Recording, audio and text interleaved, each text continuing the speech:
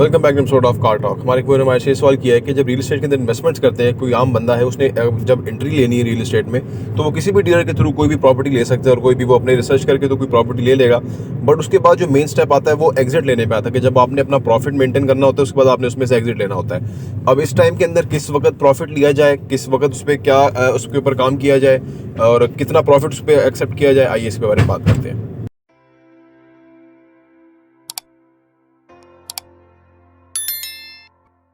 बिस्मिल्लाहिर्रहमानिर्रहीम, अस्सलाम वालेकुम रहमतुल्लाहि व बरकातहू। मेरा ख्याल से वो ये पूछना चाह रहे होंगे कि आप इस काम में, बिजनेस में आ जाते हैं, आप पैसा कमा रहे हैं, इन्वेस्टमेंट कर रहे हैं, पैसा कमा रहे हैं, अब आपने इससे एग्जिट लेना है जी, ताकि आप फर्ज करें आप पूरा टाइम नहीं देना चाहते, तो अब आप चाहते हैं कि मैं अपना जो सरमाया है वो उसको उस पर क्लियर करूं और मैं एक हैप्पीली रहना शुरू करूं। देखें, बिजनेस में ना, वैसे तो मेरी अपनी जो फिलॉसफी है मैं यहाँ डिस्कस कर देता हूँ, बाकी आप खुद अपने लिए सोच लीजिएगा।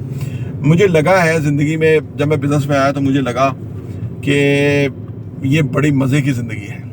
मैं जॉब में भी था, बड़ा स्ट्रेस फील होता था और पता नहीं, समझ नहीं आती थी कि किस जुर्म की पाई है सज़ा, याद नहीं, वाला मामला आता था। लेकिन बिज़नेस में, और अगर आप ऐसे बिज़नेस में जो आपका शौक़ है, पैशन है, जहाँ आपको मज़ा आता है, तो वो तो एक काम नहीं है, वो तो एक एंजॉयमेंट है या इन्वेस्टमेंट। अब बीइंग इन्वेस्टर आप इस काम में आते हैं और आपको ये मज़ा आता है, इसमें शौक है, या आपको शौक नहीं है लेकिन आप आ गए और आपने, पहली बात यह है कि कभी भी उस काम में जाए ही ना कि जिस काम में आपको लगे कि मैं काम कर रहा हूँ, या उससे निकलना पड़े। कोशिश करें। फिलहाल फर्ज करें आप चले भी गए और अब आपने निकलना भी है, तो निकलने का बहुत ही सिंपल तरीका है कि अपने गोल्स मुकर्रर करें कि यार मेरा पैसा फर्ज करिए 1 करोड़ रुपया है, ये जब मेरा पैसा हो जाए ना 5 करोड़ 10 करोड़, तो मैं ना, फिर मेरे लिए काफ़ी है, रिटायरमेंट के लिए होने के लिए पैसा है और मेरे लिए एक अच्छी लाइफ हो गई वो, तो वो सिंपल गोल मुकर्रर करें, उसके लिए काम करें। मैंने आपको बताया ना कि ये डबल करने की गेम है। हो सकता है आपका 4 सालों में पैसा डबल हो, ये तो आप अगर आप सही तरह समझना शुरू हो जाएंगे तो जल्दी, थोड़े सालों में आपका पैसा डबल होना शुरू हो जाएगा, क्योंकि ग्रोथ इसमें बहुत है। पैसा जो है ना कंपाउंड कर जाता है।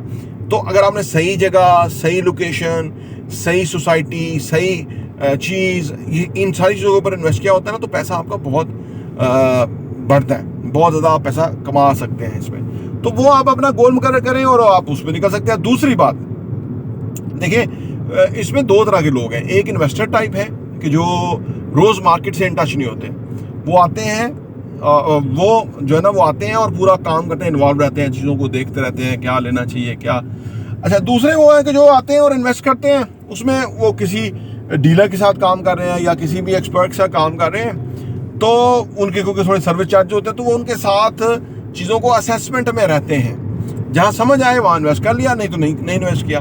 तो ये लोग जो है ये फुल टाइम नहीं इन्वॉल्व होते हैं, ये समझ लें पार्ट टाइम के लिए इन्वॉल्व होते हैं। तो ये इस किस्म का मैकेनिज्म आसानी से बनाया जा सकता है। तीसरी बात ये है कि अगर फर्ज करें आपके पास टाइम नहीं है या आप टाइम देना नहीं चाहते, तो अब आपने कोई अच्छी सौदा ले लिया, कोई अच्छी चीज़ ले लिया और आपको पता है कि यार इसमें गारंटेड ग्रोथ है और वो है, तो आप उसको रेंटल मॉडल पे डाल दें या आप उसको वेट कर लें और सर्टन एज टाइम के बाद आप उसको बेच लें। एंड ऑफ द डे दुनिया भर में लोग रियल एस्टेट में पैसा रखते हैं क्योंकि सेफेस्ट है, गारंटेड प्रॉफिट या वो है, और जब भी आप इसको लिक्विडेट करना चाहें तो ये ज़्यादा आसानी से हो जाता है। बाकी जो आजकल क्रिप्टो करेंसी या बाकी सारे हैं, वो अभी एवोल्यूशनरी प्रोसेस के ऊपर है, वो अभी रिलायबिलिटी के साथ नहीं है। सबसे सेफेस्ट जो है वो रियल एस्टेट है। तो इसमें आप इस तरीके से आना चाहें या निकलना चाहिए, हो सकता है। प्रॉपर्टी देखने का बहुत बहुत शुक्रिया।